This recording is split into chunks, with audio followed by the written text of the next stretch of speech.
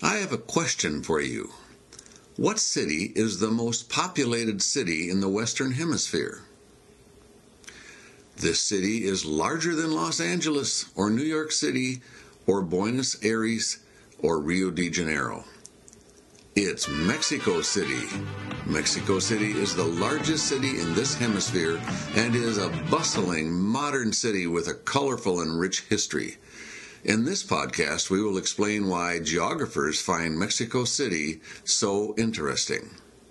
Elementary students may benefit by having a map of Mexico at your fingertips and placing Mexico City on that map, as well as writing facts about Mexico City on the map itself. This podcast addresses the Minnesota Geography Standard for some 4th and some 8th grade standards. Specifically for Grade 4, Geospatial Skills 4.3.1.2.1, Regions 4.3.2.3.1, Locate Places 4.3.4.2, and 4.3.4.9.1.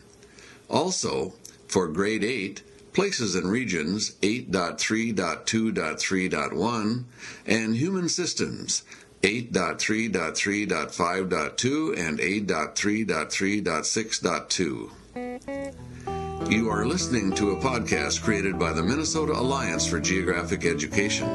Our mission is to help you understand your world better through geography. Our presenter is Kari Kunze Hogue, a master Spanish teacher at Mounds Park Academy in St. Paul, Minnesota. Mexico City is an interesting place, and it's interesting to look at the early history of Mexico City and who lived there and what happened in the building of it. Can you describe to us where Mexico City is on a map? Well, Mexico City, if you take a picture of a map of Mexico and kind of draw a line through the middle of it, Mexico City is just under that line or just south to the midpoint in Mexico. All right. What's the history of Mexico City? How did it come to be? What are some of the dates and who lived there first? Well, Mexico City is in that central Mexican plateau in the Altiplano. It's geographically between a couple of mountain ranges with some volcanoes in it. And what happened is many, many years ago, the indigenous population of Mexico was nomadic. And so they were traveling from northern Mexico, possibly as far north as the Bering Strait, looking for a homeland. As they wandered, they gathered different tribes, and this group grew and grew, and they needed a place to stay. Well, their principal god at the time was somebody named Huitzilopochtli. And Huitzilopochtli went to their leader in a dream and said that they should look for an eagle with a snake in its mouth sitting on top of a cactus on an island. It was a very specific dream for where they should found their city. And so this group of people, which were not quite yet the Aztecs, but this nomadic indigenous group, wandered until they happened to find that. And they saw this eagle with the snake in its mouth sitting on top of a cactus in the middle of an island on Lake Texcoco. Lake Texcoco is where current Mexico City is today. And they founded their city there. And the Aztecs were a growing tribe at the time. They were conquering lots of other peoples, and so their numbers were growing. And as they grew, the island was no longer big enough for them. And so they had to weave mats to extend the island. Eventually, they had woven so many mats from the central island out to the banks that they used up all of the water. And this is important when we consider Mexico City today, because the Mexico City of today was founded on that lake bed. In fact, in the center of Mexico City today, there's a place called the Plaza de las Tres Culturas, or the place of three cultures. And in this area, and the Mexican government found this out when they were excavating for the new subway system, they went down and they confined the ruins of that Aztec city, which was called Tenochtitlan. And on top of that were the Spanish colonial buildings that the Spaniards built when Cortés came and conquered the Aztecs. And on top of that, or nearby that, are the modern Mexican buildings from today in Mexico City. So it's the three cultures all in one plaza. Now, what's very interesting about this is Mexico City is an enormous city, a recorded population of more than 8 million, but speculated at more than 20 million. And there are huge buildings all over the place, lots of skyscrapers. Well, when you build lots of skyscrapers, they're big and they're heavy, and they're built in the Central Valley of Mexico. And this Central Valley was built on a lake bed. And in this Central Valley, that has mountain chains on either side with some volcanoes in there, it's prone to earthquakes.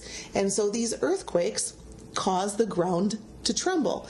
And because Mexico City is founded on a lake bed, many of these buildings are not stable, and so a lot of them can be knocked down. They're also sinking because they're on top of a lake bed, and so modern Mexico City is, of course, trying to find ways to rectify this. There was an earthquake in the 80s that knocked down several skyscrapers, and since in the rebuilding of Mexico City now, they're doing much better construction with deeper foundation to try and prevent such damage from earthquakes in the future. If I go as a tourist to Mexico City and I'm on the streets of Mexico City, what kind of a sensory experience would I have? Well, that's an interesting question. Like I just mentioned that there are many tall skyscrapers or rascacielos throughout Mexico City. That's what you'll see.